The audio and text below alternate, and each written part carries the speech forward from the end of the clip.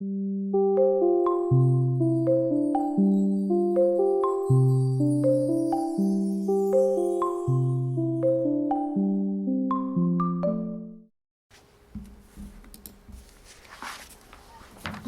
predlog ekskurzije sem dala jaz primer, ki smo jo že izpeljali, in sicer leta 2016.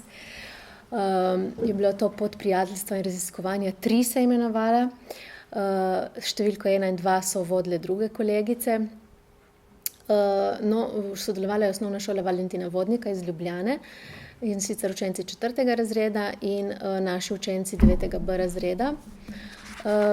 Začelo se je pa tako, da v bistvu učiteljica Nataša Arčon, ki je doma iz Renč in je prej učila pri nas v Renčah v šoli, uči zdaj na tej šoli in dostikrat sodeluje z nami in se rada vrača v svoj rodni kraj in je vezana tukaj zelo čustveno na to področje. Njej je pomagala še Andreja Kneževič, tako kot piše tam.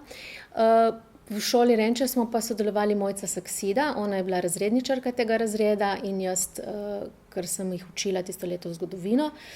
Zdaj, zakaj piše tam 3 ure zgodovine, 2 uri slovenščine, ker je bilo to medpredmetno povezovanje, smo tisti dan potem izpeljali 3 ure zgodovine in 2 uri slovenščine.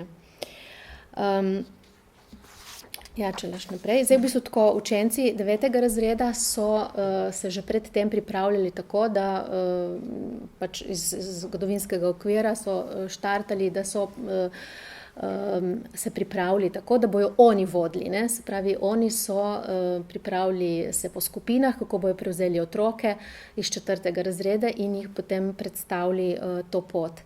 Učenci iz Ljubljane so štartali iz Ljubljane že zelo zgodaj, ob 8. zjutraj, dan je trajal cel dan, domov so prišli potem ob 10. zvečer. Jaz in Nataša sva pa šle pred tem še same na teren, tako da sva skalkulirali, koliko časa se vse rabi in kaj bi videli in kaj ne bi. Tako da potem v bistvu oni so prišli z vlakom, v Renčah oziroma v Bukovci na Volčji Dragi so pristopili še 9. razred na vlak, tako da so se tam prvič srečali. In smo šli potem dol na železniški postaji.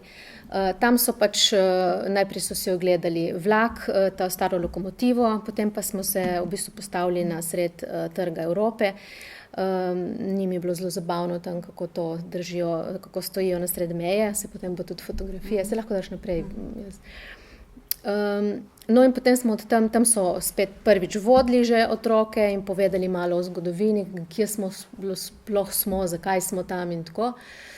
Potem smo se odpravili skozi tunel do kapele oziroma Kostanjevice, kjer so si ogledali grobnico Burbonov, Škrabčevo knjižnico, vrt Burbonk. Potem od tam dol, oziroma na vrhu so potem imeli pregled nad celo Gorico, Novo Gorico in mejo, tako da je bila dobra lokacija, da so lahko videli dejansko mejo tudi z druge perspektive. Potem smo šli peš do Goriškega gradu, tam so imeli voden ogled gradu, 4. razred. In potem smo šli naprej do Travnika, skozi Raštelj. Opazovali spet te razlike med arhitekturo, Nova, Stara Gorica, in smo se tam spet pripravili na drugi del vodenja, kjer so otroci na Travniku. Potem predstavili jim še, kako je sploh nastala Nova Gorica, malo povedali o Tolminskem puntu, zakaj je pomembna naša katoliška knjigarna in tako. In potem smo se z avtobusom peljali do Nove Gorice, ogledali Edo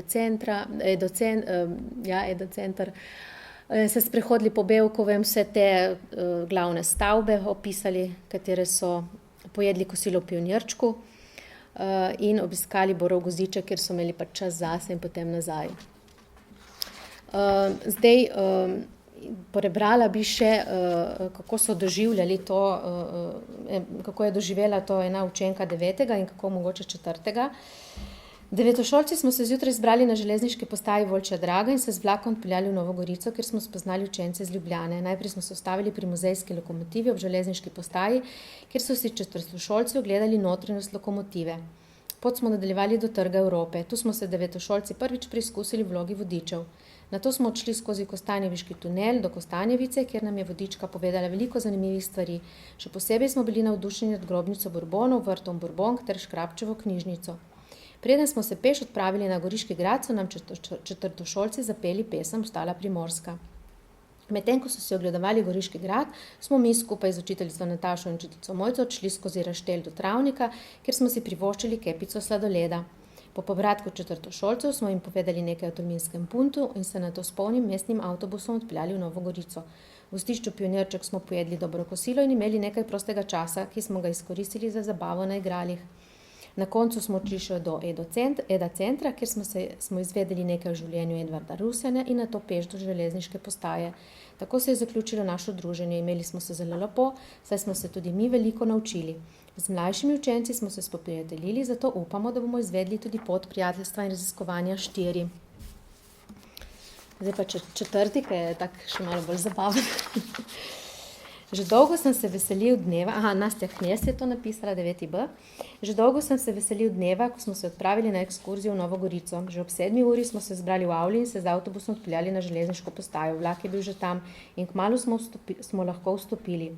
Ko je vlak odpeljal, smo bili zelo veseli. Peli smo Putina, od Klemna Slakonje, se pogovarjali, risali, se slikali s telefoni in fotoaparati, gledali zemljevide in opazovali pokrajino. V Sežani smo pristopili na drug, dizelski vlak. Na eni od postaj so se vkrcali še devetarji iz Renč. V Novi Gorici smo izstopili in si skupaj ogledali staro parno lokomotivo. Bila je zelo zanimiva in lahko sem splezal na odbijač lokomotive. Sošolka je splezala celo na streho. Šli smo tudi v kabino strojevodje. V prostoru, kamor so metali premog, je bilo nekaj smeti. To mi ni bilo všeč, mislim, da bi morali bolj spoštovati staro lokomotivo. Potem smo se razdelili v 4 skupine. Vsaka skupina je imela 3 devetarje za vodiče. Z njimi smo odšli na Trg Evrope. Po sredini trga gre meja med Slovenijo in Italijo. Zraven stoji sončna ura. Potem smo se odpravili proti Kostanjevici. Šli smo skozi tunel, ki je bil včasih pust in temen, sedaj pa je bolj zabaven, saj ima na stropu obešene rože, narejene iz odpadnih plastenk.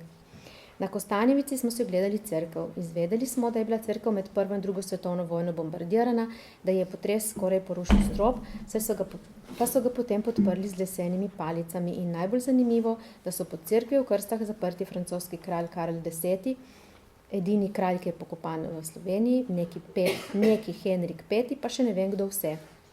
Jaz sem se krste dotaknil. Odšli smo s hriba in stopili čez mejo v Italijo ter se povzpeli na Goriški grad.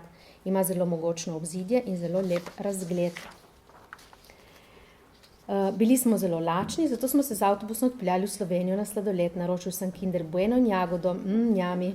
Nato smo se odpravili na kosilo, kjer smo jedli čevapčiče, pomfri in twist palačinka pečena na oglju. Zraven smo si lahko privoščili še kajmak, ajvar in pečene bučke, zelo okusno. Nato smo šli do skate parka, ki je bil zelo zanimiv.